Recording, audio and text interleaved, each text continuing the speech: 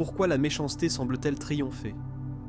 Pourquoi le mal semble-t-il mieux organisé, plus puissant, plus entendu que le bien? Et dans cette nuit intérieure, dans ce silence oppressant, une voix douce mais ferme te rappelle une vérité éternelle. Aucune arme forgée contre toi ne prospérera, pas une seule, ni celle des mots, ni celle des regards, ni celle des plans obscurs préparés en coulisses. Aucune, pas une.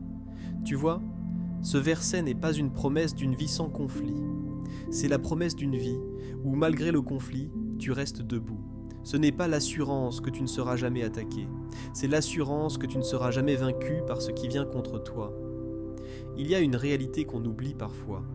Même la bonté attire des ennemis, même l'amour sincère dérange, même l'intégrité irrite ceux qui vivent dans le compromis.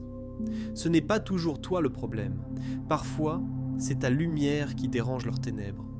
Alors oui, les armes seront forgées, elles le sont peut-être déjà. Les langues se délieront, les critiques tomberont comme la pluie, les alliances secrètes se formeront contre toi. Mais il y a une promesse, elles ne réussiront pas, elles ne prospéreront pas. Pourquoi? Parce que tu es protégé, parce que tu es couvert, parce que tu es vu. Il y a des injustices que personne ne voit, mais Dieu les voit. Il y a des larmes que personne ne comprend, mais Dieu les compte. Il y a des accusations que tu n'arrives même pas à contredire, mais Dieu les renversera. Et ce n'est pas de l'orgueil que de croire en cette protection, c'est de la foi.